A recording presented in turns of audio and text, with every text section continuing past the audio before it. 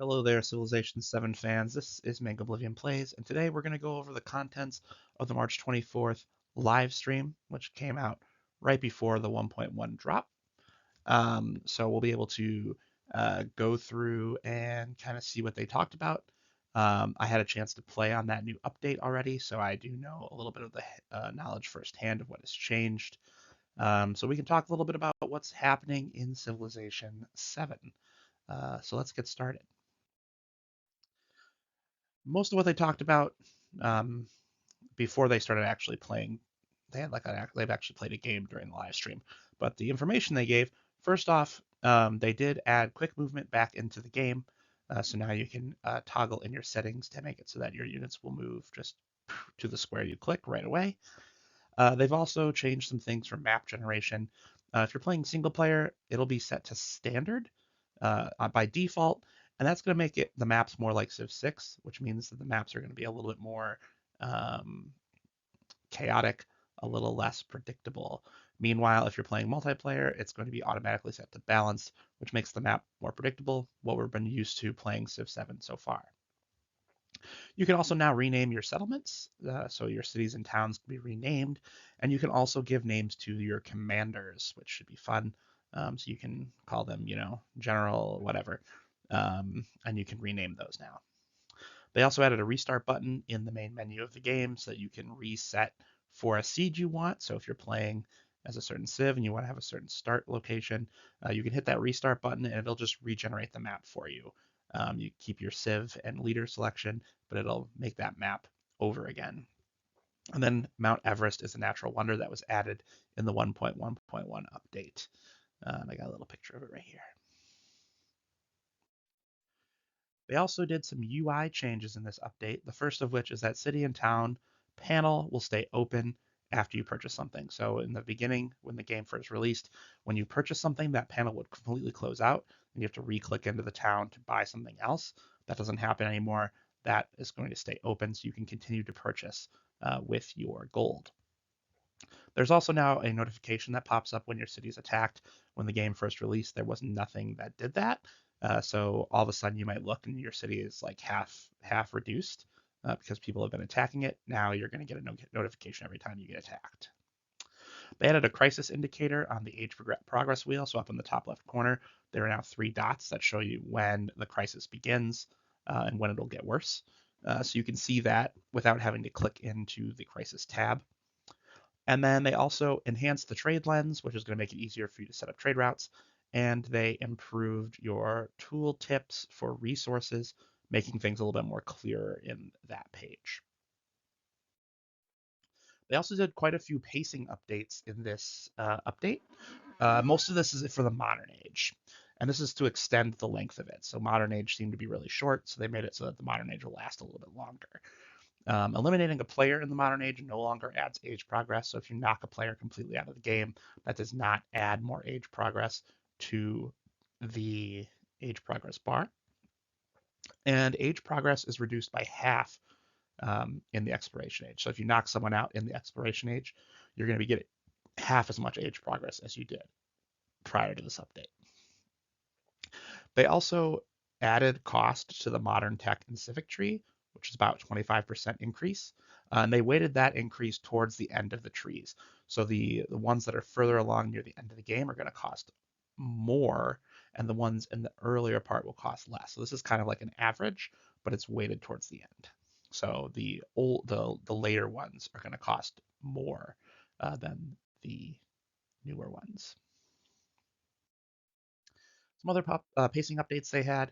Uh, there will be warnings at the end of ages now for commanders.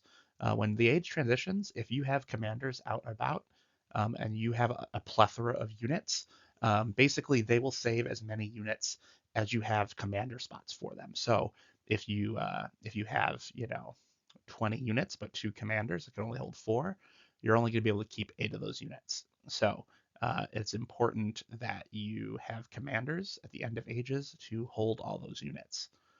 There's also an improvement to the trade outpost bonus. Now it affects all settlements, not just the one, which is going to make it easier for you to build roads between settlements and expand your trade network. Finally, they did some balance changes to the Railroad Tycoon victory. The cost for factories, ports, and rail stations was increased, but then coal and oil are going to be helping with these buildings, so they're going to be improved in that way. There are also some new leaders and civs that were added in this game, and if you watch the live stream, they show off some of that.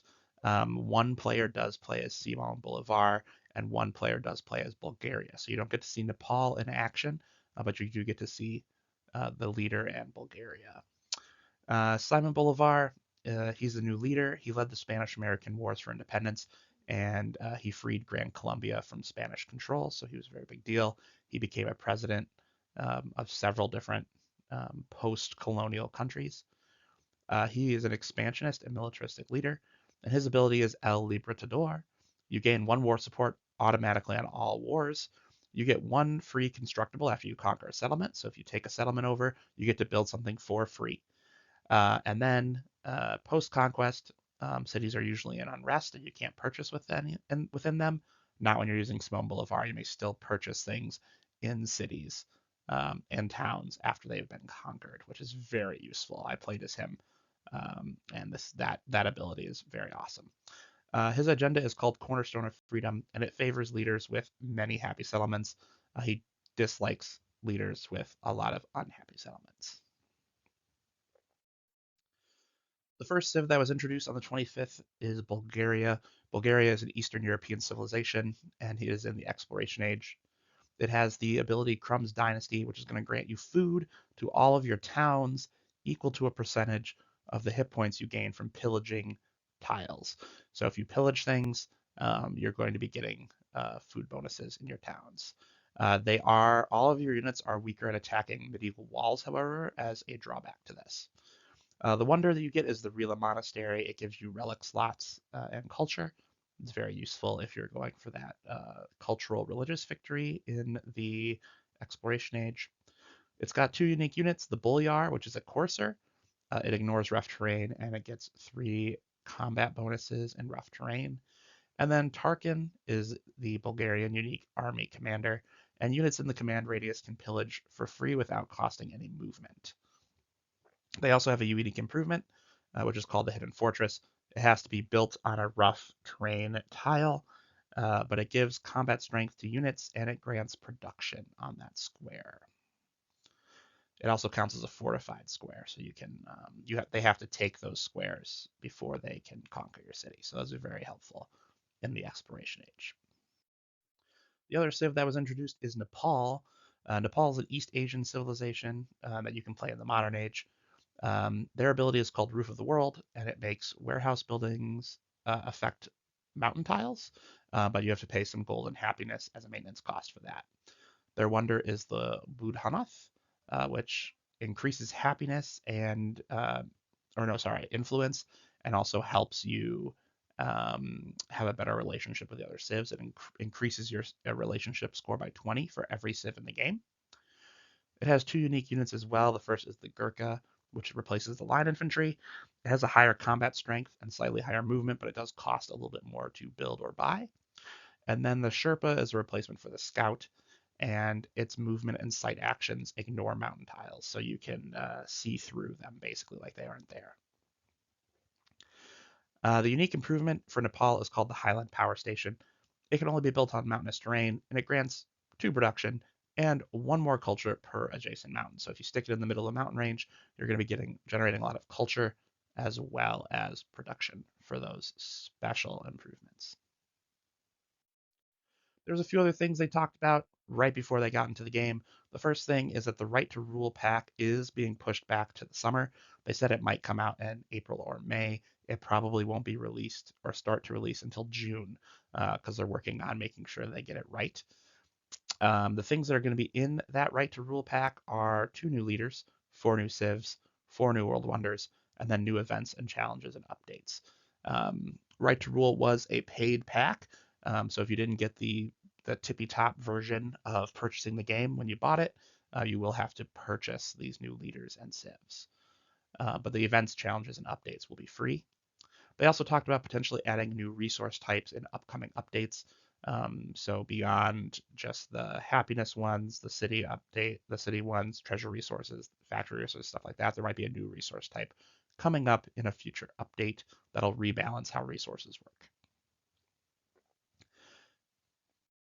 Thanks so much for checking in, and I hope you're enjoying Civilization 7 as much as I am. Keep playing, friends, and we'll see you out there. Thanks for watching.